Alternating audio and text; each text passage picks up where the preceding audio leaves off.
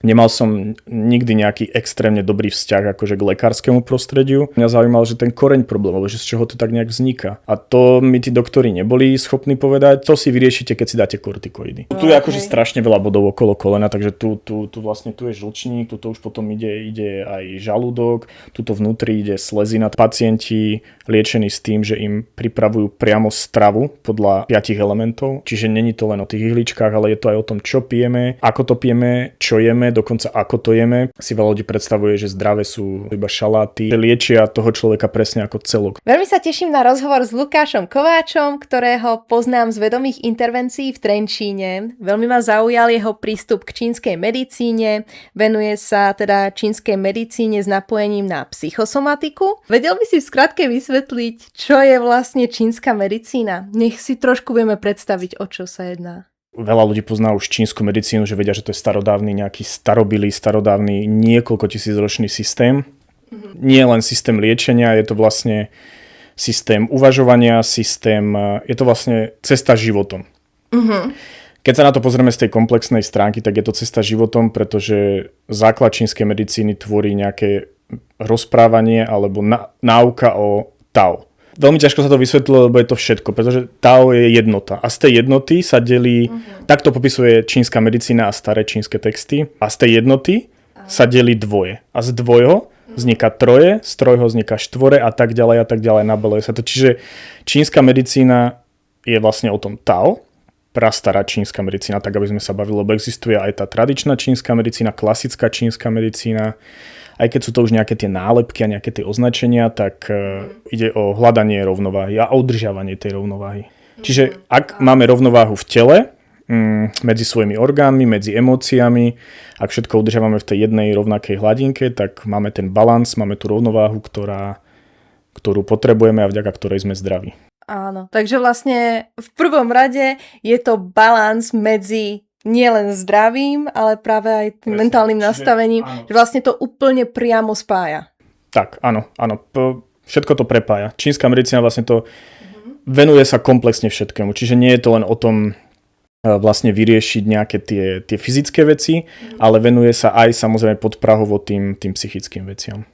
Jasne. Pretože tie psychické veci samozrejme tvoria ten základ aj toho fyzického zdravia. Áno, že vlastne možno, že tam práve je ten rozdiel medzi tou západnou a východnou kultúrou, že možno trošičku viacej teda tam dávajú tie psychické prejavy. Už, chvala Bohu, našťastie, začínajú aj tie emócie riešiť aj tá západná medicína už, okrem toho teda stresu, že začali konečne pripúšťať, že aj ten stres na nás vplýva, tak začínajú pripúšťať už aj tie emócie a možno aj nejaké ďalšie okolnosti vonkajšie, že naozaj není to iba o tom dať nejaké lieky alebo tak, ale začínajú pripúšťať, že už by to mohlo byť aj tým prostredím, kde vyrastáme, v akom, a že už sa to pomaličky tam začína, nechcem povedať, že objavovať, ale myslím, že sa začína k tomu keby prinavrácať naspäť tá západná medicína. Bude by. Akože vidím to ešte málo, lebo poznám práve ľudí, ktorí ako dostanú tabletku od idola. Áno. Žiadna diskusia. Ale určite to nie je iba o tom dať lieky a dať nejaké oblbováky a tým by sme to vyriešili a budeme chodiť na nejaké sedenia a tak ďalej. Takže myslím si, že malo by to byť také komplexnejšie. Že s týmto by sa ešte dalo viac pracovať určite. Môžeme brať, že k čínskej medicíne je akupunktúra, akupresúra, etikoterapia sa tam tiež berie, alebo to je zase nejaké odvetvie, ktorému sa venuješ? Není to závislé na sebe, pretože oficiálne čínska medicína nemá túto etikoterapiu, pretože etikoterapia vznikla v Československu oficiálne, založil ju Ctibor Bezdek, myslím, že to bolo po druhej svetovej vojne niekedy. Aj keď on to teda, samozrejme vďaka aj tým povojnovým obdobiam a on hodne hovoril o Bohu a o vzťahu k Bohu a vlastne tá etikoterapia vychádza z toho etos a terapia, čiže o nejakom vzťahu samému k sebe. A ako sa prezentuje človek a ako je etický, čiže nejaký ten aj etický kódex. To už sa trošku pozmenilo, čiže nehovorí sa v tej etikoterapii akože o Bohu, nehovorí sa tam o vzťahu k Bohu, ale stále tam ostal ten základ toho vzťahu k sebe. A ako sa človek vlastne správa sám k sebe a ako sa potom správa k ostatným a na základe týchto vecí sa vlastne ďalej riešia tie presvedčenia, tie strachy a všetko, čo si vlastne v sebe nosíme. Čiže není to priamy súvis, ale dá sa to úplne super prepájať, lebo vlastne tá čínska medicína taktiež pracuje s tou psychikou úplne prirodzene. Není to, že má nejaké otázky na to nastavené, ale mne sa to páči, že nás to naučili vlastne v tej škole. Nám to ukázali, ako to prepájať a ukázali nám, že nie je dôležité riešiť vlastne len tie ihly, lebo tie ihly samotné, alebo akupresúra, bankovanie, je všetko super, lebo je to komplexné, je to už niekoľko tisícročný systém, ako sme povedali. Využíva sa vlastne nie len v Číne, nie len v podstate na celom východe, ale po celom svete momentálne už. A ide o to prepojenie, že ide sa tam vlastne ešte vďaka tej etikoterapii trošku viac pod ten povrch, tak povedzme pod ten povrch, áno, a ide sa ešte viac do hĺbky a ide sa do toho vyrastania, do toho okolia, ktoré nás nejak formovalo a tak. No a teba to vlastne zaujalo, alebo ako si sa k tomu vôbec dostal? Nebolo to úplne, že ja by som to nejak plánoval od malička, alebo že ja by som si povedal, že by ma niekto k tomu viedol, povedzme. Bola tam babka, ktorá mala tam také podprahové, lebo ona bola sestra zdravotná. A ona stále teda by hovorila mi, že chcela by, aby som išiel na tú zdravotnú školu, aby som bol, ja neviem, aspoň tá zdravotná sestra, alebo niečo proste, že jej by sa to strašne páčilo. Ja hovorím, mne sa to prostredie moc nelúbi, to lekárske, mne to není nie že príjemné, ale pre mňa to je neznáme a ja nemal som nikdy nejaký extrémne dobrý vzťah akože k lekárskému prostrediu. Vďaka rôznym skúsenostiam, o ktorých si môžeme povedať neskôr, kľudne sa k tomu dostaneme. Práve, že vôbec som to úplne zavrhol, že žiadna zdravotná škola, nič. Vlastne som sa k tomu dostal aj k tejto alternatíve vďaka svojim zdravotným problémom, s kožnými problémami. A po rokoch liečenia sa vlastne u kožnej lekárky, alebo teda dokonca aj u rôznych kožných lekárov som sa rozhodol, že tieto kožné ambulancie trošku odstavím a že si to začnem teda pomáhať s tým sám. A nebolo to samozrejme, že tak jasné, teraz som si niečo vyhľadal, teraz som niečo vyskúšal, hneď prvá vec mi zapadla a to bolo ono. Išlo vlastne o to, že ja som si niečo našiel, to mi nefungovalo, potom som si podľa nejakej tej svojej diagnózy zisťoval tieto veci, môže tam byť toto, môže byť toto. Prvé veci, čo som skúšal, čo mi ostali doteraz, čo boli, tak boli ocot. Ocot bol ako všeobecný vlastne zmena toho pH, že octom si viem veľa pomôcť. Lenže ten ocot to zároveň aj vysušoval, takže ja som si potom prešiel rôznymi vecami, mastičky som skúšal. Ja som bol veľa v zahraničí, takže ja som si hľadal aj v zahraničí. A v podstate som do toho sa viac tak dostával tým, že som si stále o tom niečo hľadal. Ale teda západná medicína, proste klasický doktor ti vedel identifikovať, čo je to za problém, ale nevedel ho liečiť? Lebo hovoríš, že si vedel diagnózu. Diagnózu som vedel, ale nevedeli teda, že čo sú tie spúšťače. Oni vedeli, že keď som si dal pikantné napríklad, tak vedeli, že mám nejaký problém. Áno. Hovorím, dobre, no to mi je celkom ako jasné, že mám nejaký problém, že keď, ja neviem, mi tá vyrážka očervenie alebo sa vysuší koža, tak hovorím, to všetko dáva zmysel, ale pýtal som sa nie vlastne na spúšťač, ale mňa zaujímalo, že ten koreň problémov, že z čoho to tak nejak vzniká. A to mi tí doktori neboli schopní povedať a vlastne mi boli odporúčané, to si vyriešite, keď si dáte kortikoidy. Takže a ono to bolo začiatku tiež presne iba také jemné, lebo môžete a rôzne mastičky mi dávali, lenže potom už mi prestali dávať aj tie mastičky a už neboli ochotní mi ich dávať zarábať a povedal som si, že tak to už fakt akože nie, a už tam bolo naozaj to tlačenie, už tam doslova začalo to tlačenie do tých kortikoidov a to som povedal, že tak toto už nie. Ja som si potom o tom prečítal samozrejme a všetci, čo majú kožné problémy, povedali, že kortikoidy im nie, že nepomohli, ale práve naopak im to zhoršili, takže viem, že sú horšie stavy, ja nehovorím, že ja mám nejaký mal som nejaký obrovský problém, že som mal niečo fakt vo veľkom, ale bolo to nepríjemné, ale napriek tomu som vedel, že tie kortikoidy že nie sú tá cesta. Takže vďaka tomuto hlbeniu a prehlbovaniu môjho poznania o tej alternatívnej medicíne a nejakých alternatívnych vecí sa to proste nabalovalo. Ja som veľa strávil času v zahraničí a potom som chcel vlastne cestovať po Južnej Amerike, chcel som akože veľa času stráviť v zahraničí, ešte akože na dlhších cestách a ešte ďalej teda v zahraničí. A vtedy prišiel COVID a ja som veľmi rozmýšľal, že čo teda ďalej, lebo najprv som si myslel, že to bude prejdeme to veľmi rýchlo, za 2-3 mesiace je kľud a budem zase môcť cestovať. No to sa samozrejme nestalo. A áno, to bolo tak, že ja som to vlastne odporúčal bratovi, že však tuto je taká alternatívna, že ty si chcel ísť on chcel ísť z hodou okolností na lekársku, chcel byť lekár, tak ja som odporúčal, že vyskúšaj alternatívu, to môže byť super. A čo, ja nebudem študovať alternatívu, ja chcem toto. Hovorím, dobre, jasné, v pohode. No a vlastne o rok na to, počas toho covidu som sa ja k tomu vrátil, hovorím, však toto je tu, že však keď tu ostanem, tak môžem si vyskúšať toto, že však môže to byť zaujímavé, že minimálne sa prihlásim. Nejak sa všetko poskladalo ako pucle, úplne nenápadne, že nebolo to tak, že by ma to tam úplne priamo viedlo, ale to je tak, ako keď si človek povie, že urobí si plány a Boh sa zasmeje a zmení inak plány, áno. Takže vlastne bolo to, že ja som si robil tie plány s tým cestovaním, ale vtedy prišiel ten COVID a trošku sa tie plány zmenili, takže ma to vlastne, ja si myslím, že to tak nejak som mal asi predurčené, tak by som to povedal. A potom som všetko toto pochopil, to prepojenie, áno, až na tej škole vlastne priamo. Áno. Že som pochopil, že ako to súvisí, potlačené veci, keď potlačame samých seba, keď nežijeme to, čo vlastne máme a že sa nejak prispôsobujeme druhým, takže všetko vlastne toto sa potom naväzovalo postupne počas tých 4-5 rokov na škole. No. Áno. No a teda študovať čínsku medicínu sa dá aj na Slovensku. Dá. Čo bola pre mňa úplná novinka. Ja som o niečom takomto netušila, že naozaj takáto alternatíva vôbec existuje. A človek vlastne, ako dlho to študuje, čo všetko ho vedia naučiť, kto ho to učí? Úprimne v podstate nie je to tak, ako by si človek možno teraz myslel, že stačia 4 roky a teraz hotovo, dobre, už knižky môžeme zavrieť, chytíme iba ihly a budeme do ľudí píchať ihly alebo akupresúrou alebo bankovaním. Je to ako každé vzdelávanie, je to vzdelávanie na celý život. Ale teda konkrétne tie školy fungujú na 4 až 5 rokov. Samozrejme je tam veľmi veľa teórie. A potom je ideálne, ak sa človek dostane do nejakej praxe. A ja som bol sám prekvapený, koľko je toho na Slovensku. Dokonca myslím, že už teraz sa to dá študovať aj na vysokej škole, pokiaľ má človek doktorské vzdelanie. Že si to môže ten doktor oficiálne dať ako do vzdelania a dokonca už si to doktori môžu dať, že sú priamo, že môžu byť áno, atestácie, presne to.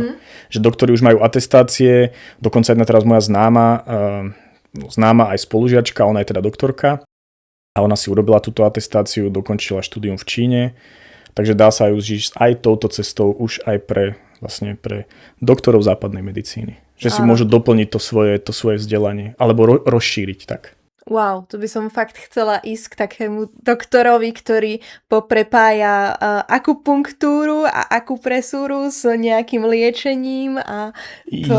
Je ich dosť. Je ich určite dosť. Asi sa otvorene myslím si, že sa k tomu nepriznávajú, lebo môžu byť ich pacienti trošku skeptickí, keď sú zvyknutí tam roky chodiť a vedia, že sú to trebárs špecialisti a podobne. A potom zrazu zistia, že no tak on robí s ihlami a akupunktúra, to už je ten holistický a taký ten iný prístup, no tak môžu stratiť, nechcem povedať, že kredibilitu to nie, ale môžu byť v očiach tých ľudí vnímaní takí, že no dobre, tak tuto neviem, čo sa všetko deje, tak že zneistejú tí ľudia. Je to určite. Ešte vnímané tak šarlatánsky, alebo... Určite. Bohužiaľ, stále, áno. Niekde na východe je to nejaká bežná vec, len ku nám sa to úplne nedostalo, takže je to stále asi novinka, no. Áno. Niečo netradičnejšie. Na východe úplne bežne fungujú, hlavne v Číne, teda tam tie nemocnice fungujú presne takým spôsobom, že dokonca je to prepájané, tá západná s tou východnou. Sú pacienti liečení s tým, že im pripravujú priamo stravu podľa 5 elementov a vedia vlastne, že čo im môžu dať, čo im nemôžu. Tí doktori spolupracujú aj s tými praktikmi tej čínskej medicíny, takže není to, že jedna strana by nejak sa hádali medzi sebou, alebo vy nemôžete, alebo najprv my skúsime, potom vy nie, že naozaj spolupracujú, sú tam na to reštaurácie a ide o to, že tam tá medicína aj západná, aj východná spolupracujú. A že liečia toho človeka presne ako celok, no, tak ako by sa malo a nie vlastne oddelenie, že teraz vyliečíme iba toto a to ostatné teda nechajme bokom, lebo však toto teraz netreba, lebo... Keby si mal zhrnúť teda, čomu sa práve najviac venuješ, máš nejakú špecializáciu a niečo, čo ťa úplne z toho najviac baví? Neviem, či by som to úplne nazval špecializáciou, ale vlastne teda robím tu čínsku medicínu, na základe nejakej diagnostiky sa určí ten pôvod toho problému, čiže ide hlavne o to, že sa rozprávam s tým pacientom, že sa rozprávame na základe toho úvodného rozhovoru, spoločne zisťujeme, kde to vzniká, vlastne čo ho najviac ťaží a prečo ho to ťaží. Čiže to je tak nejaká základná diagnostika podľa čínskej medicíny. Je tam hlavne teda o otázky ohľadom termiky tela, čiže či ho niekde niečo chladí, či ho práve naopak niekde sa cíti, kde cíti ten chlad, kde cíti tú horúčosť, či má nejaké návaly hnevu. Najčastejšie prejavy sú hnev a premýšľanie, ale to si myslím, že asi veľa ľuďom aj dojde, že táto doba je taká, že ten potlačaný hnev a tá premýšľavosť. Áno, že to je teda skôr diagnostikuješ cez komunikáciu s tým človekom. Otázky, hlavne otázky. Áno. Tak otvorené otázky, aby to neboli otázky áno, nie. Základná otázka je, že vlastne s čím prišiel. Pretože človek napríklad veľakrát príde a povie mi, že má taký a taký problém a my väčšinou trvá tak okolo hodinky ten rozhovor, tak zistíme, že vlastne tam aj v podstate sú aj iné ďalšie problémy. Aha, však aj toto a vlastne mňa ešte bolia zuby a mňa ešte bolia uši a bolia ma tuto hlava. Že vlastne, aby si to pochopil celkovo, tak možno aj viacej tých sedení je potreba. Niekedy je to potrebné, že tí ľudia si pospomínajú, ešte som mal toto, alebo častokrát sa stáva, dúfam, že to môžem povedať, že ženy mi povedia, že nie, jasne, ja sa pýtam totiž to aj okrem ženských problémov aj tak na potraty. Nie, ja som nemala ani potrat a potom príde na druhom alebo na treťom sedení, keď už riešime tie ihly. No vidíte, ja som si spomenula, že ja som vlastne mala aj potrat.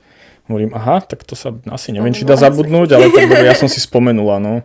Tak to mi niekedy príde také, že takéto veci sa asi už nezabúdajú. A je to nejakým spôsobom dôležité pre tú akupunktúru? Je to dôležité hlavne pre tú psychosomatiku, by som povedal, že či to je, lebo je to obrovský nielen fyzický zásah, záleží aj ako prebehla samozrejme ten potrat, ako prebehol, ako či to bol samovolný, či to musel tomu nejako doktor dopomôcť. No každopádne vo všetkých prípadoch je to veľká fyzická záťaž a obrovská psychická záťaž pre tú ženu.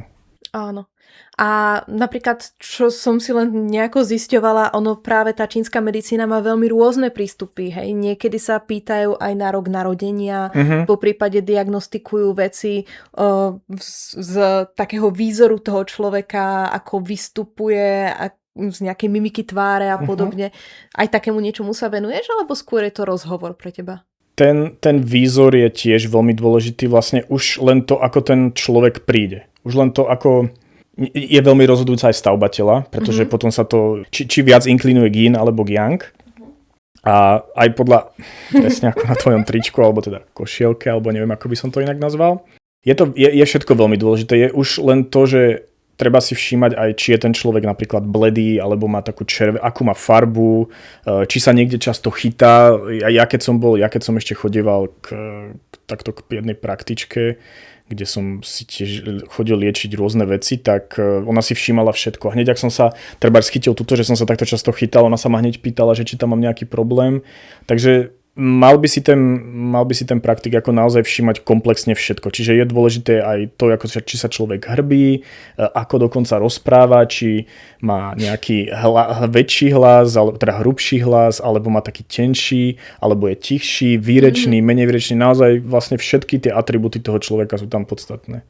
Áno. A tie vlastne potom naozaj vie naviazať.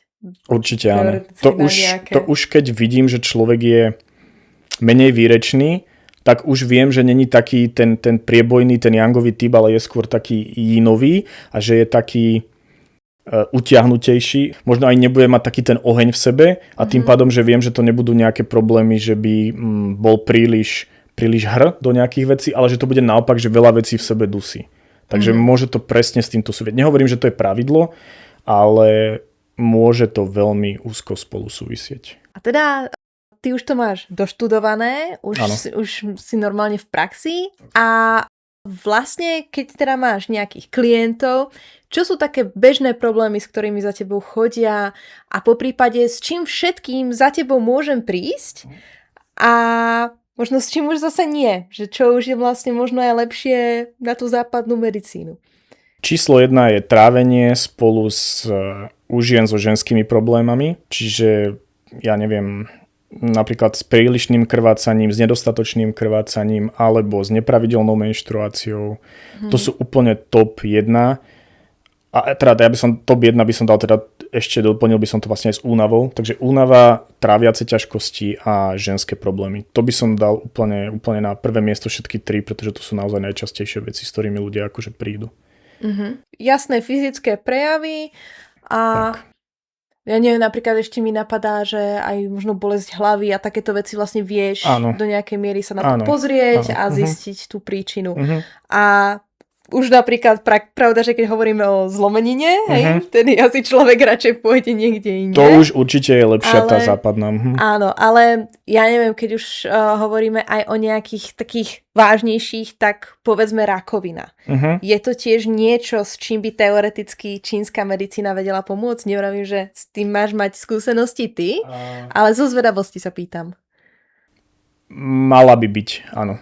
Pokiaľ je to veľmi ošemetná téma, alebo veľmi opatrne by som bol, že by som to niekomu priamo takto odporúčal, ale áno, vie to s tým pomôcť, pokiaľ je to všetko správne nastavené, pokiaľ sa to tomu človeku dobre podá a je ten človek tomu otvorený. Pretože pokiaľ by prišiel už ako človek v nejakom štádiu, kde už sú tie metastázy a aj s tým sa dá všetko riešiť. Ako nie je to len o tom, že by ten človek bol odkázaný vlastne iba na ožarovanie. Veľa ľudí to dokonca aj ako odmieta, ale áno, vie s tým čínska medicína pomôcť, vie. Áno. Po prípade aspoň by to dávalo zmysel ako nejaký doplnok k tomu klasickému Alebo liečeniu. presne ako doplnok. Určite ako doplnok. A to som ešte vlastne chcel povedať aj k tým zlomeninám. Priamo ihly, bankovanie, moxovanie, proste čínska medicína ako celok nevyliečiť tú zlomeninu samo o sebe, že iba to, ale ako doplnok to môže úplne fantasticky fungovať aj napríklad pri jazvách, aj po stavoch, kedy sa operuje. Kedy má človek, ja neviem, napríklad operované slepé črevo, čož není úplne nejaká zložitá, ťažká operácia, kde je to vlastne narezanie, vyrezanie, aj keď tam môžu nastať komplikácie, úplne prirodzene. Ale keď sa okolo toho napríklad napichá, okolo jazvy, ja neviem, niekto si dá napríklad vybrať vodu z kolena, alebo sa rieši meniskus a podobne, alebo rôzne iné, tak sa okolo toho môže napichať, alebo nejaké bylinkové zápaly, takže áno, vie dopomôcť, určite nevylieči, určite keď už je treba rezať, tak je treba rezať. Takže v tomto, ja si myslím, že západná medicína je ako veľmi pokročila a tieto veci, akože veľmi tieto chirurgické a tieto už hlbšie zákroky určite by som asi nenechával, že mi to niekto napícha a to zázračne zmizne, alebo tak to by som asi takto neriešil, to nie. Áno. Pristupujeme k tomu s takým, že vlastne ani nevieme, na čo by nám to mohlo pomôcť, takže je super, že si to tak lepšie vysvetlil. To sa veľa ľudí to tak nevie ani, že čo vlastne budeme robiť, lebo aj keď prídu na tú diagnostiku, tak prídu a potom sú prekvapení, že riešime to ako akupresúrne alebo tak. A že vlastne, že však ja som myslel, že sa teda iba porozprávame a dáte mi niečo a ja neviem, dáte nejaké bylinky a tým to bude vyriešené. Takže veľakrát sú tí ľudia ako prekvapení, no tak ja som tu prišla iba s tým, že teda riešime iba toto, že sa porozprávame a iba niečo tak. Takže... A nejaké tie bylinky teda tiež riešiš? Je to nejaká tvoja... Postupne to zaraďujem, áno.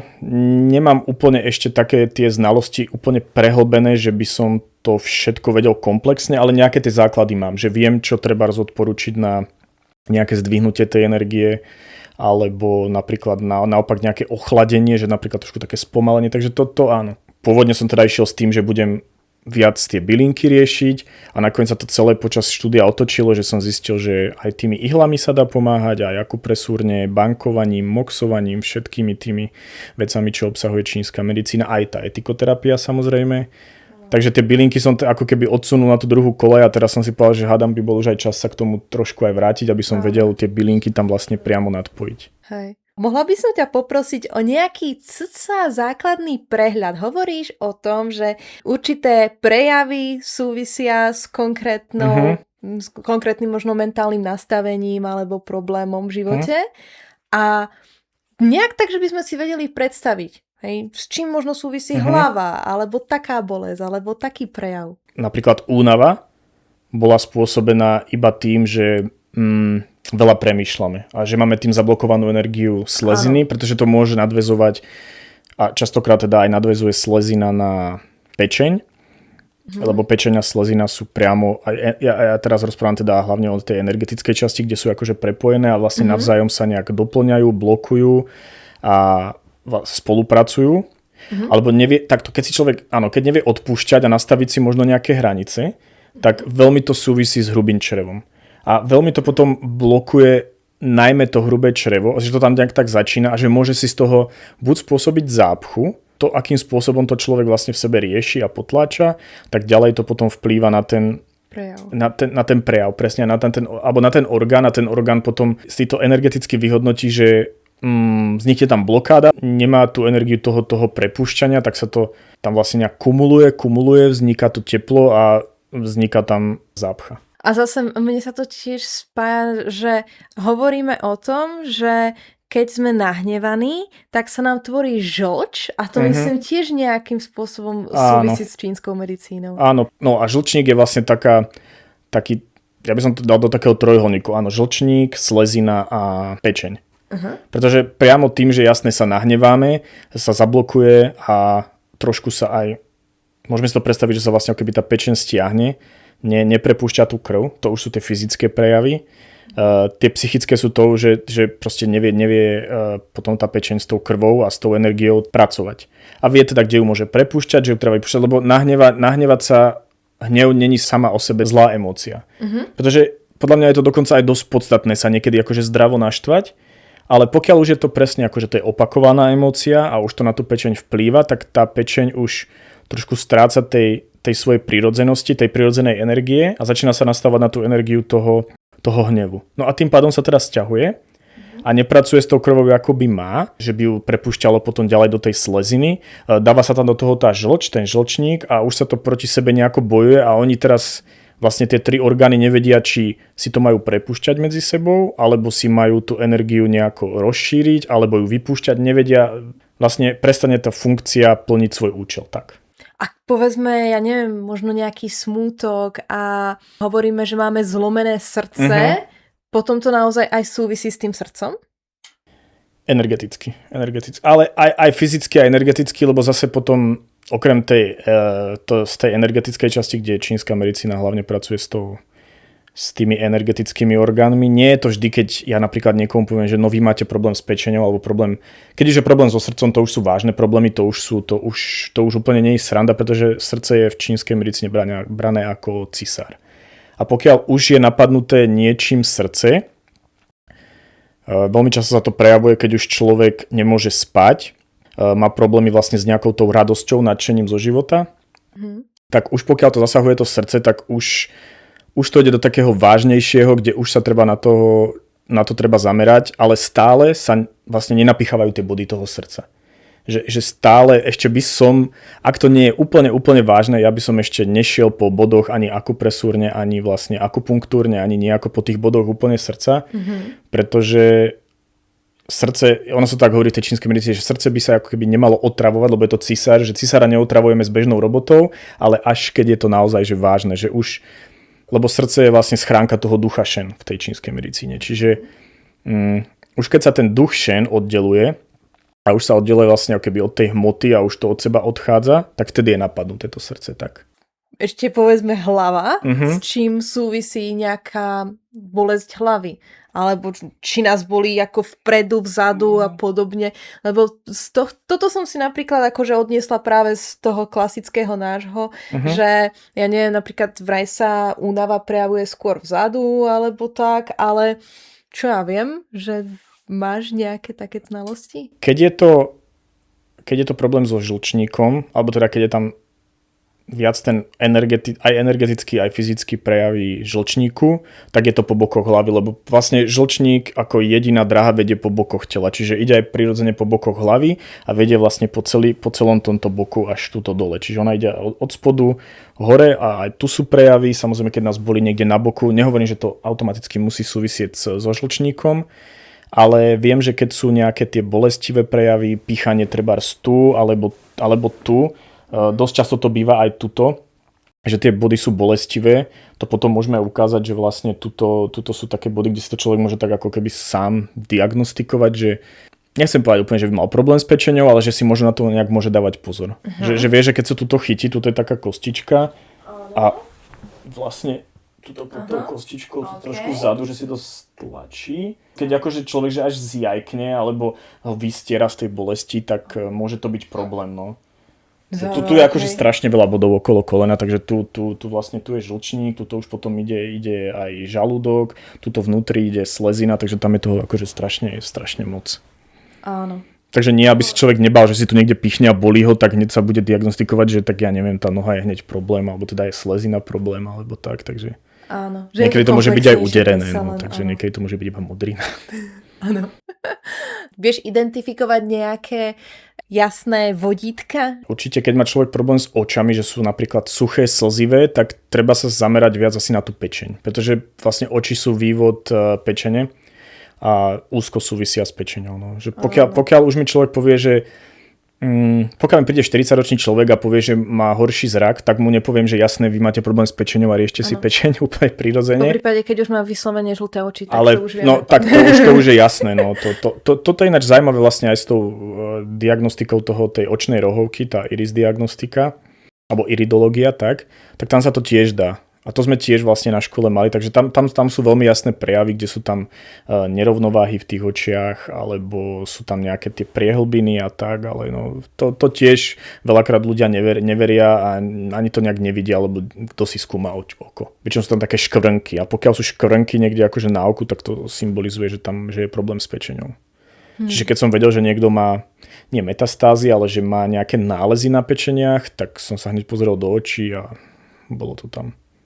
No pokiaľ sú už oči žlté, tak to už je akože vážny problém. To už môže byť asi pravdepodobne aj akutná žltačka, takže to už by som asi neriešil úplne možno ani čínskou medicínou. Iba čínskou medicínou, tak. Áno, že predsa len je super, že máme niekedy tie tabletky, alebo proste chirurg nás tak, rozreže no, a niečo nám... Asi, no. Za mňa asi skôr ten chirurg. No dobre, tak... asi s ohľadom týchto bodov na tele a tak ešte je niečo, čo možno je také dôležité spomenúť? Čo si môže tak človek sám? Tuto je taký bod žalúdočný, ktorý keď sa nahrieva, tak vlastne hovorí sa, že môže predĺžovať život a predĺžuje akože zdravý život. A v Číne ho dokonca používali vojaci, keď v starej Číne, samozrejme v starodávnej Číne, keď pochodovali, tak keď už naozaj že dlho chodili niekoľko dní a oni si potom klakli na tieto body, že presne vedeli, ako si majú do tých bodov klaknúť, že prirodzene vedeli, že tam nejaké tie body majú, tak vlastne potom získali tú silu na pochodovanie ďalej. Mm-hmm. Že si vlastne akoby tak doplňali tú energiu na to, aby išli ďalej, že vedia, že môžu potom ďalej pochodovať. Mm-hmm.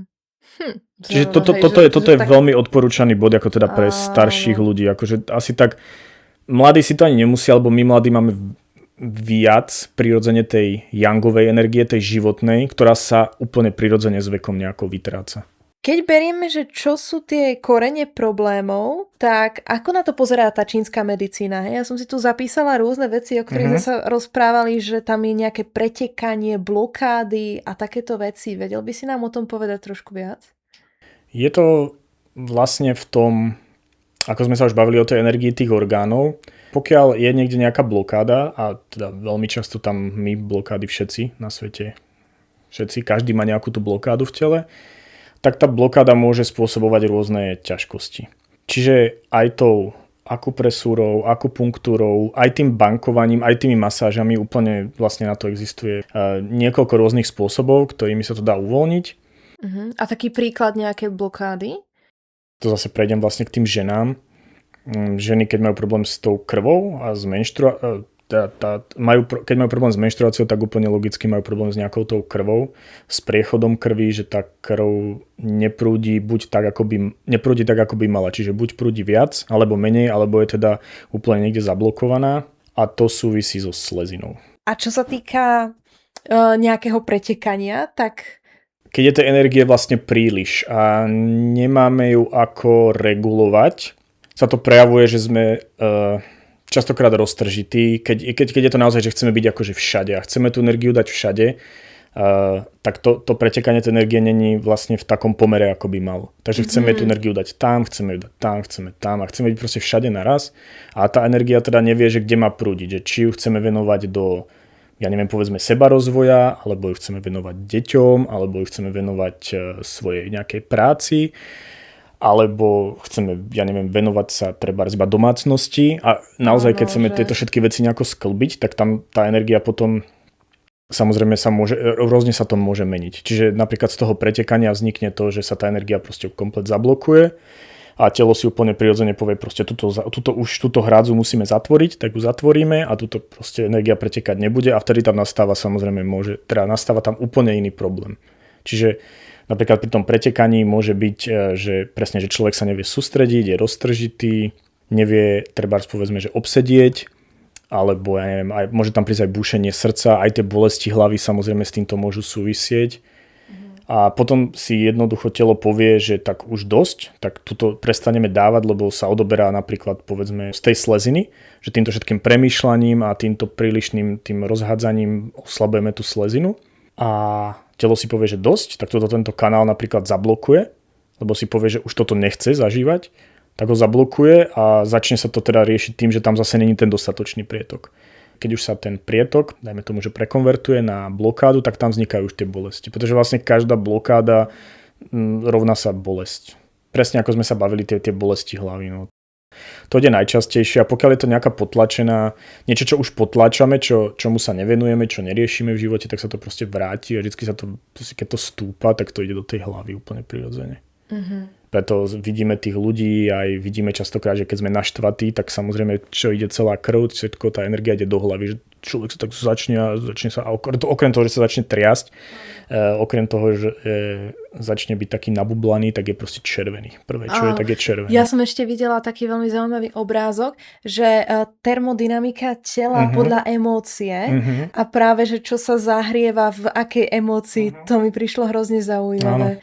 Že ja neviem, napríklad pri smútku nám je zima viacej a tam bolo úplne jasne naznačené, aký je taký, že modrý ten človečík, no a keď napríklad sme veľmi šťastní, tak sme celý taký rozžiarený a to je veľmi zaujímavé, jak to telo úplne na to reaguje. A teda ešte si hovoril vlastne o tom, že čínska medicína vytvára aj jedálničky podľa živlov a podobné veci. Takže predsa len ešte okrem teda nejakého mentálneho nastavenia asi to aj súvisí s nejakým možno životným štýlom a tým, čo jeme. Tak vedel by si nám ešte povedať niečo o tejto oblasti? Jasné, no je to presne o tom, že všetko so všetkým súvisí. Presne nie je to iba o tom, že človek príde na ihly, dá si nejaké bylinné zmesi alebo si dá bylinky a všetko je vyriešené a môže pokračovať vlastne v tom živote tak ako v tom nastavení životnom presne ako ďalej išiel. Že presne je to o tom, jak sa ja pýtam aj toho človeka, že či vie si predstaviť vôbec nejakú tú zmenu alebo je pripravený, tak či je vôbec pripravený na to zmeniť aspoň nejaké základné veci, lebo nemôže očakávať, že teda príde ku mne, povenujeme sa mu na nejakých tých pár sedeniach, spravíme treba aj tú etikoterapiu a všetko bude vyriešené. Že je tam naozaj, že on musí, ten pacient nejako prispieť k tomu, aby sa to zlepšilo, lebo naozaj ja nie som nejaký pán Boh, ku ktorému prídu, alebo akýkoľvek praktik, alebo kdokoľvek pracuje so zdravím. Veľakrát si ľudia tak predstavujú, že prídu, všetko sa vyrieši, párkrát, ja neviem, treba si aj pomedituje, alebo niečo zmení a všetko bude v pohode. A myslím si, že to je asi veľmi podstatné, aby ten človek zmenil tú vec, ktorá ho najviac nejako vyciciava a ktorá ho najviac obmedzuje a lebo človek to vie identifikovať, len si ju nechce pripustiť. Čiže preto je tam tá etikoterapia, je tam to odstraňovanie toho, čo nás tak najviac brzdí. Že to naozaj nie je iba o tom, tak áno, ihličky zmesi a 5 až 10 sedení a sme vyriešení, alebo teda môžeme ďalej pokračovať, že častokrát, a neviem, či sme to spomenuli vlastne, že ľudia už prídu ako na tú čínsku medicínu už s tým, že už je to taká posledná štácia, že už je to pre nich, že tak ja už som vyskúšal úplne všetko, tak prosím vás, pomôžte mi. To som ešte tak úplne zhodnotil, že či je to dobré alebo zlé vlastne. To, že je to vlastne posledná možnosť. Že to ako berú ako poslednú možnosť. No, asi by to nemalo byť úplne ako, že nehovorím, že to má byť ako prvé, na čo ľudia myslia, ale asi nie ani posledné. Zároveň som rád, že k tomu tým poznaním a tými životnými situáciách ich to vlastne dovedie k nejakej tej zmene. Ale musí prísť, ja nerád používam slovo musí, ale v tomto prípade áno, musí prísť aj nejaká zmena niečoho, zmena nastavenia. No. Čiže treba zmeniť komplet všetky svoje vlastne nejaké presvedčenia a začať, nehovorím, že úplne začať odznova žiť, ale, lebo nedá sa všetko naraz, ale treba zmeniť veľmi veľa vecí. Čiže není to len o tom, ešte znova to zopakujem, len o tých ihličkách, ale je to aj o tom, čo pijeme, ako to pijeme, čo jeme, dokonca ako to jeme, pretože není to o tom, že si veľa ľudí predstavuje, že zdravé sú, no už chvala Bohu to teda není tak ako kedysi, že zdravé sú iba šaláty, alebo si dám jogurt, alebo čím zelenšie to je, tak tým je to zdravšie, že vážne to už nie je iba o tom, ale je to o tom aj, akým spôsobom vlastne tú stravu príjmame. Spôsob myslíš presne čo? Myslím tak, že či to človek vedome do seba dáva, alebo to je tak, že je ja neviem, pritom na počítači, že si sadne pred telku, pred počítač, pritom je na telefóne. Aj toto je veľmi dôležité. Ja viem, že to môže znieť ako veľmi nejak smiešne, alebo... Ja sa musím priznať, že väčšinou pozerám seriál. Veľa ľudí to robí. A ja to sem tam spravím, ako naozaj... Nie je to teraz, že ja by som bol úplne že vyriešený, alebo že ja by som robil teraz všetko správne v živote. Samozrejme aj ja robím toľko chýb. A samozrejme aj ja spravím to, že občas si dám, áno, a že občas si zapnem aj ten seriál. Nie je to veľmi často, ale stane sa to. Ale už potom vnímam ten rozdiel medzi tým, že jem vedome a že sa aj na to jedlo, nad tým jedlom ani nie, že zamyslím, ale že ho vnímam, že ho do seba dávam a že viem tie chute povnímať, kdežto ako pri tom seriáli vnímam skôr ten seriál a viem, čo sa deje pri tom seriáli a potom sa pozriem zrazu, aha, tak ja už mám prázdny tanier. Áno. A je to možno aj o tom, že všetky časti môjho tela dostanú inštrukciu, že teraz trávime jedlo. Presne. Aj trávime také a také jedlo, no a vlastne vedomejšie možno, že začneme aj lepšie spracovávať tie potraviny. Presne. A že si človek aj môže uvedomiť popri tom jedení vedomejšom, že či mu to jedlo vlastne vyhovuje. Či ten typ jedla mu robí dobre, alebo jak zistí, že sa pri tom, ja neviem, zapotí, alebo že mu začne sťahovať, alebo že mu to nechutí, ale niekde som čítal, že je to dobré, tak si to dám, lebo neviem, trebárs niekto mi odporúčil carnivore stravu iba, tak budem teraz jesť iba mäso, lebo niekto povedal, že mäso a vajcia sú iba to dobré. Ale je to o tom, že si to človek trebárs vyskúša a zistí, no tak je to asi blbosť, mne to nevyhovuje, nerobí mi to dobre, tak idem jesť aj niečo ďalšie. Ale že je to špecificky, že to nie je teraz, že každý z nás by mal jesť presne to isté, ale lebo práve my máme takú skúsenosť, že napríklad už len keď si vezmeme mňa a brata, my sme v tomto presné opaky. Ja sa cítim najlepšie, keď som na šalátoch, ja keď náhodou proste žila som v Albánsku, tam som si každý deň išla kúpiť čerstvý šalátik, že skoro priamo zo záhrady, k tomu možno nejaký čerstvý syr a to bolo skoro všetko, čo som jedla. Ja som sa cítila tak úžasne. Môj brat nevezme zeleninu do úst. Mäso. A zistil, že keto dieta je pre ňoho úplne geniálna. Ja som bola na mäso normálne naučená, bolo to niečo bežné, ja som nikdy úplne som neinklinovala k tomu, že teraz budem vegetariánka, ale zistila som, že po každom, jak si dáme mäso, tak som unavená, nemám tú energiu a vlastne nemám tú energiu dlhodobo. Že niekomu aspoň pridá to mäso potom už, keď mu dotrávi. Mňa ani vtedy.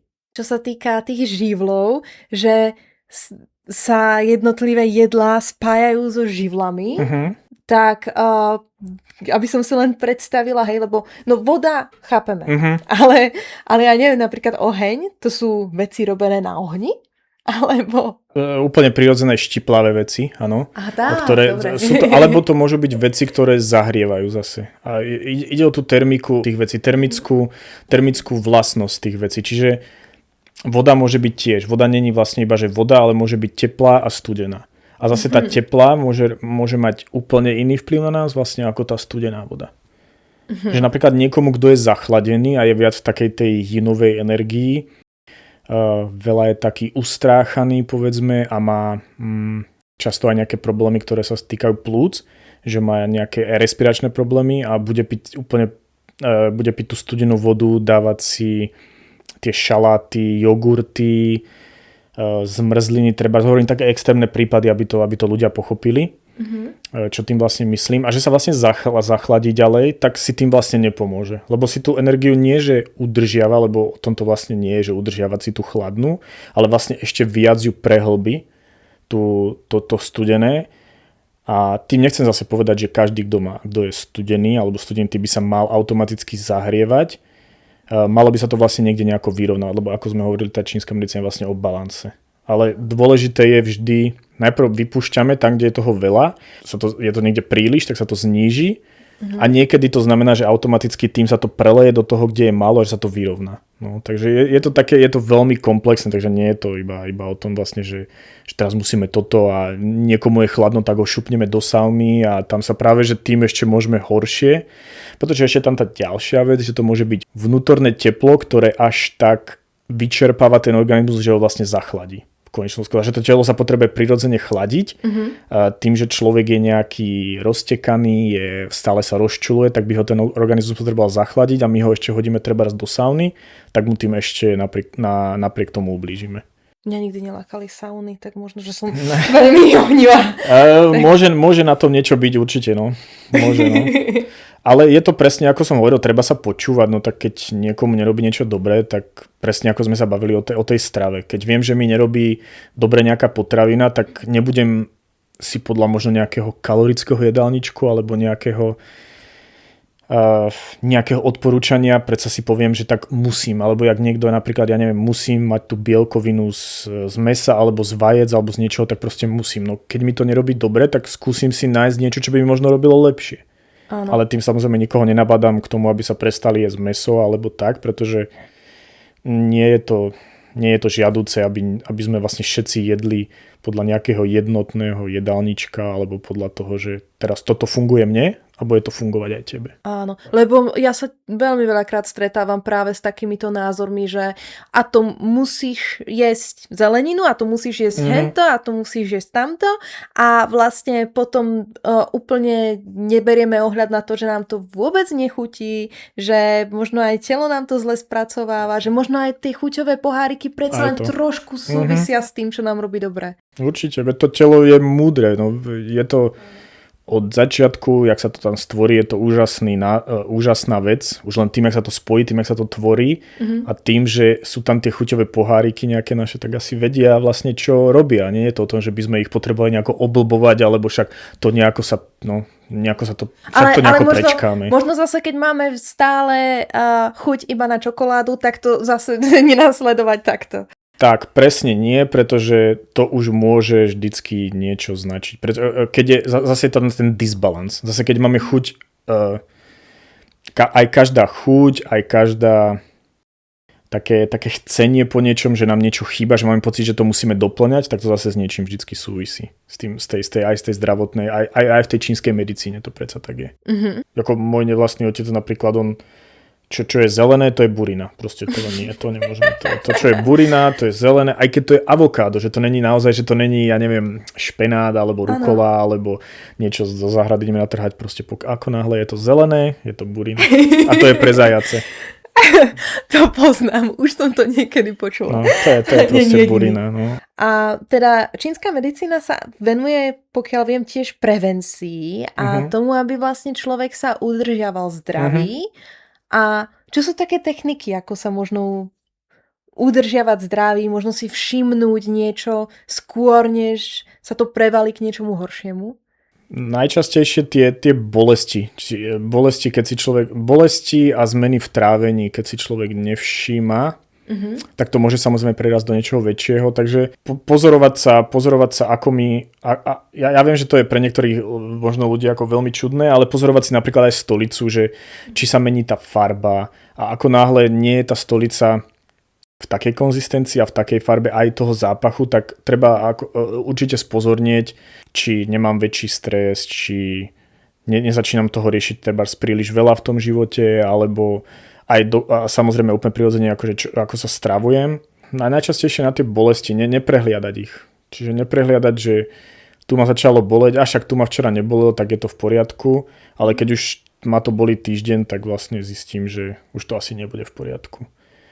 Čiže prevenčne, no úplne najlepšia prevencia je držať sa v nejakom balanse a nič vlastne nepreháňať. Nepreháňať to ani so zdravými vecami, ani príliš, že chcem sa zdravo stravovať, lebo nedá sa to úplne, že 100% teraz budem bio, eko, raw a nebudem teraz do seba nič dávať, čo mi škodí. Ja si myslím, že je veľmi dôležité tam udržať nejaký ten balans v tom živote. Čiže keď mám chuť na tú čokoládu, tak už aspoň si dám nejakú kvalitnejšiu, že nepôjdem po nejakej, ja to poviem tak sprosto, po 50 centovej čokoláde. Tým nechcem povedať, že tá 50 centová versus nejaká tá 5 eurová hneď musí byť lepšia, lebo niekedy je to aj o značke. Ale už teda rozmyslím si, že či si dám naozaj ten fast food alebo ten junk food, toto nezdravé jedlo. Ale že si to dám teda s tým, že prečo si to chcem dať a ako si to chcem dať a aby som to nejak obmedzil na minimum a že si to dám a treba si poviem, že si to dám iba tento deň, dneska si to dám a potom sa vrátim napríklad tej zdravej strave. Ale s tým, že vedome sa človek rozhodne a nie Ježiš, teraz som mal ťažký deň, tak idem si dopriať McDonald, alebo teraz je to ťažké, tak si musím dať tú cigaretu, alebo také to sú proste v podstate návyky. To sú návyky, ktorými sa vlastne chceme oblbnúť, pretože keď si dáme tú čokoládu, alebo keď si ja neviem, sme zvyknutí jesť tyčinky, čipsy, tak je to vlastne návyk, kde sme si zvykli, že tam k tomu ako keby utekáme. Áno. Že to je taký naše nejaké bezpečné prostredie, že to proste zájem niečo. Zájem. Že kde potom je tá hranica toho, že teraz ešte žijem zdravý život a odkedy vlastne už je to mimo. Že vlastne ty možno radíš práve to sledovať sa a zisťovať sám na sebe, že či ma niečo bolí, že či sa niečo mení na mojom tele. Presne je to o tom byť vedomý a keď nás vlastne nič nerozptýluje, tak dá sa to všetko úplne krásne sledovať. A ja viem, že je to veľmi ťažké. Je to ťažké pre nás ako pre ľudí byť v tichu a byť sám so sebou v tichu, lebo začnú sa vynárať všetky tie nánosy z minulosti. A ono s tým žiť alebo takto nie s tým žiť, ale dokázať sa s tým ako v podstate zrovnať je naozaj veľmi ťažké a nie je to nič, čo by bolo príjemné, ale napriek tomu je to potrebné. Áno. A vďaka tomu, že sa vlastne teda stretávame s týmito svojimi, nazvem to démoni, s týmito svojimi démonmi, tak vďaka tomu vieme tie veci meniť a vieme tam nachádzať aj ten balans. Lebo viem už, že keď príde situácia, ktorá mi nie je príjemná, alebo je nejaký ten je spúšťačom a že vďaka tomu idem hneď siaham po čokoláde, čipsoch, alebo siaham po telefóne, alebo siaham hneď, zapínam Netflix, alebo akýkoľvek seriál, alebo čokoľvek, lebo začína tam byť ten vnútorný hluk. A není to ten hluk, že začne teraz hluk mesta, ale je to ten vnútorný a ten je horší ako hluk toho mesta, no akože samozrejme. Takže keď tam začne ten vnútorný hluk, tak človek ho chce nejakým spôsobom prehúčať. A to sú tie spôsoby, kde utekáme k tým nazvime to závislosti, lebo aj čokoláda je v podstate a cukor celkovo je vlastne závislosť. Takže v podstate sedieť sám so sebou a v takej možno meditácii alebo nejakej kontemplácii, či mi ten život, ktorý žijem, vyhovuje a podobne a byť si vedomý skôr, než sa stane niečo zlé, že ten život nežijem podľa seba. No. Ja si myslím, že je to prospešné. Prospešné aj potrebné. Mali by sme to všetci nejak byť asi schopní a ochotní robiť. A potom ešte máš nejaké také techniky možno na nejaké uvoľnenie. Všimla som si, že si robila aj nejaké meditácie a takéto veci, že k čomu sa to vlastne dá využiť, na čo to všetko je. Ja to veľmi odporúčam, aj zapájam. Zapájam v podstate už potom do tých techník, keď už máme tú etikoterapiu za sebou, čo je vždycky iba jedno sedenie, tie 2,5 hodinky, takže vlastne potom jedna z tých techník je presne aj meditácia. Pokiaľ niekomu nevyhovuje slovo meditácia, tak to nazvem presne, kontemplácia je náš dobré slovo, to budem asi používať, to sa mi páči, že im poviem, nech si to nazvú inak. Pokiaľ niekomu vadí vyslovene to slovo, že nazvem to meditácia, že meditujem, tak nech si to nazve čas so sebou, čas pre seba, moja chvíľka, alebo čokoľvek, kde len vypne a ani nemusí sa ten človek dávať vôbec do nejakej pozície, nejakej meditačnej. A nemusí dokonca ani zatvárať oči, môže si kľudne len lahnúť s rozťahnutými rukami a nohami, lahnúť si na podložku, môže si kľudne aj na posteľ, ale tam už si myslím, že už toho bude ťahať k tomu, aby zaspal. Že sa začne tak uvoľňovať, lebo predsa len tá posteľ, ja mám taký názor, že posteľ by mala byť iba na sex a na spanie. Nemalo by sa tam pracovať, jesť a robiť tam nejaké ďalšie iné činnosti, pretože potom tam vnášame aj tú energiu. V rámci nejakej tantry to by tiež s tebou nesúhlasili, že sex má byť na rovnakom mieste. Tak to nehovorím, že iba akože v posteli, ako keď má niekto jasné, no keď už niekto má nejaké rôzne tie chuťky, tak ako kľudne hoci kde, takže to nie, že iba v posteli jasné, takže nie, no, takže tantra už je zase úplne, no. Pokiaľ niekto chce, nech si dá hudbu k tomu, liečivú, meditačnú, nech si zapne nejaké frekvencie k tomu, čo len chce, alebo môže byť iba v tichu, je to úplne v podstate jedno, alebo nech si zapne vedené meditácie k tomu, nejaký príjemný hlas, ktorý mu vyhovuje. Myslím si, že na internete už je toho, aj tých slovenských je dosť, ktorí vyhovujú každému niečom inom, podľa hlasu alebo podľa toho, o čom hovorí. Čiže takéto tak nazvime to stíšenie sa, kontemplácia, áno. Ale len naozaj všetko vypnúť, zavrieť sa niekam a byť tam aspoň 5-10 minút denne sám. Áno, veľa ľudí napríklad si píše, či už nejaký denníček, alebo tiež výborná technika. Zápisky. No, ja zase som extrémista v tomto ohľade a ja som vedela, že mám nejaké veci nedoriešené, tak ja som ostala 2 mesiace doma. Takže naozaj som si len objednávala jedlo. A aj to je spôsob, síce jasné. som musela online pracovať, takže trošku som bola v kontakte aj s niekým iným, ale inak som nevychádzala z domu a vždycky po práci som zavrela a bola sama so sebou. Ako 2 mesiace si vôbec fakt nevyšla von? Naozaj, že ja som možno 2-krát som bola len niečo nutné kúpiť, ale nič.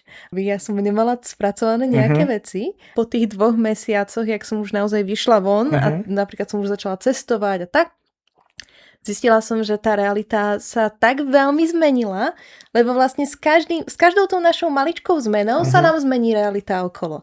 Ale keď som vlastne takto 2 mesiace na sebe robila, ja som vyslovene mala pocit, že všetko funguje inak. Ja som bola až vystrašená z toho, ako je všetko iné. A musela som to spracovať. Je to tak, ale, lebo 60 dní je dosť dlhá doba.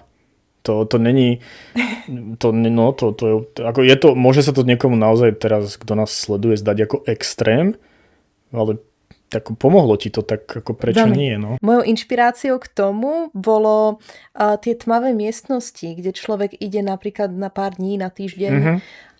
To by som veľmi chcel absolvovať. Pokiaľ by ťa ľudia chceli nájsť, kde všade ťa môžu sledovať, čo tak nejako môžeme čakať, že aj budeš možno organizovať. Plánuješ ešte takéto vedomé intervencie? Ako som sa Plánujem určite. Neviem kedy, neviem kde a neviem ako, ale mám to v hlave, ale neviem kedy to bude, pretože nemám ten čas zadelený na to, aby som aj toto mohol ísť robiť. Ale plánujem. Stále mi to tam niekde ide. A chcel by som veľmi aj tóny života dotiahnuť do Trenčína, aby tu konečne boli. Majú vlastne svoje vlastné nástroje, ktorými harmonizujú telo. Jedna je fujara, to nemajú vymyslené, ale druhý je taký najbližšie k čomu je to nejaký cymbal. Oni sa nazývajú, že koncerty, ale je to také, že toto by som chcel, aby bolo v Trenčíne, no, aby to ľudia mohli zažiť. A teda pokiaľ by ťa niekto chcel sledovať, tvoju prácu, prípadne ťa kontaktovať ohľadom nejakého stretnutia, tak vieme ťa nájsť na nejakom Instagrame. Na Instagrame, na Facebooku aj mám svoj vlastný web, čiže web je priestorprevedomie.sk a Instagram je priestorpre.vedomie. Áno. Ale myslím, že keď tam zadáme priestor pre vedomie... Keď sa na Instagrame zadá priestor pre vedomie, tak tam vybehnem. A to isté vlastne aj na Facebooku. Áno. Takže priestor pre vedomie na Facebooku, aj na Instagrame a priestor pre vedomie SK webová stránka. Ďakujem veľmi pekne, že si sem prišiel. Veľmi ma to bavilo. Ja ďakujem za pozvanie, bolo to super.